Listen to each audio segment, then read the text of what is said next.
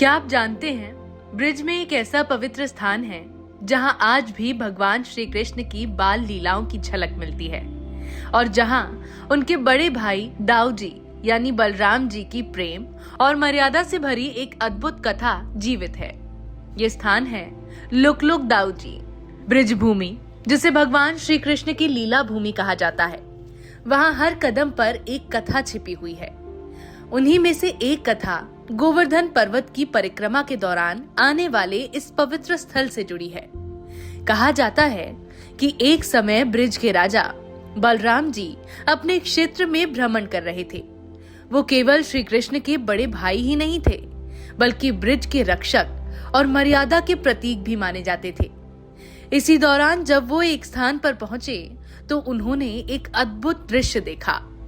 भगवान श्री कृष्ण अपने बाल रूप में ग्वाल बालों के साथ खेलते हुए दूध, दही और मक्खन से भरी मटकियों को तोड़ रहे थे। ये वही बाल लीला थी जिसे हम सभी जानते हैं, माखन चोर कृष्ण की लीला। बलराम जी ये दृश्य देखकर अत्यंत प्रसन्न हो गए। उनका मन भर भर कर अपने छोटे भाई के प्रेम में डूब गया। लेकिन यहाँ एक बात थी, एक ऐसी मर्यादा जिसने इस कथा को और भी विशेष बना दिया। ब्रिज की सामाजिक व्यवस्था के अनुसार राधा रानी के संबंधों के कारण श्री कृष्ण एक विशेष पारिवारिक मर्यादा में आते थे। बलराम जी जो बड़े भाई थे, उस मर्यादा को भली भांति समझते थे। इसीलिए वो सीधे सामने आकर इस लीला का आनंद नहीं ले सकते थे। लेकिन प्रेम तो प्रेम होता है, वो रुकता नहीं है। इसी प्रेम के कारण बलराम जी ने एक अनोखा उपाय किया। उन्होंने सिंह का रूप धारण किया ताकि वो बिना किसी मर्यादा को तोड़े छिप छिप कर श्री कृष्ण की बाल लीलाओं के दर्शन कर सके। कहा जाता है कि वो बार बार छुपते और फिर झांक कर श्री कृष्ण को देखते, और इसी छुप छुप कर देखने की लीला के कारण इस स्थान का नाम पड़ा लुक दाऊ जी।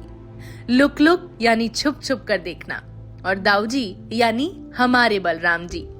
ये केवल एक कथा नहीं है, ये हमें बताती है कि प्रेम और मर्यादा कैसे साथ साथ चल सकते हैं।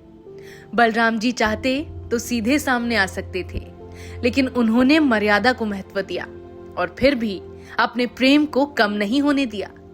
आज भी जब श्रद्धालु गोवर्धन पर्वत की परिक्रमा करते हैं तो इस स्थान पर रुकते हैं।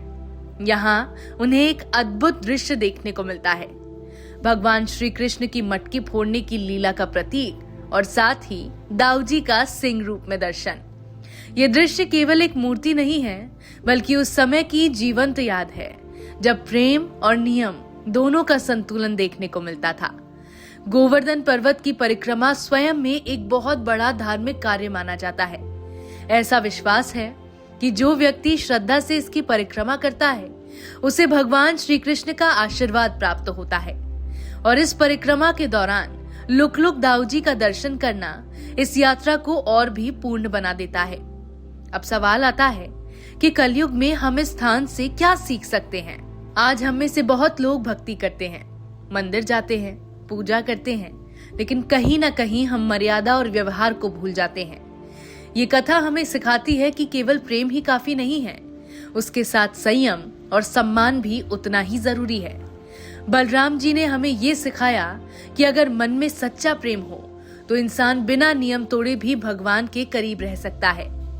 आज भी अगर कोई व्यक्ति ब्रिज जाता है, गोवर्धन की परिक्रमा करता है और सच्चे मन से लुक दाऊ जी के दर्शन करता है, तो उसे केवल एक स्थान नहीं बल्कि एक अनुभव मिलता है।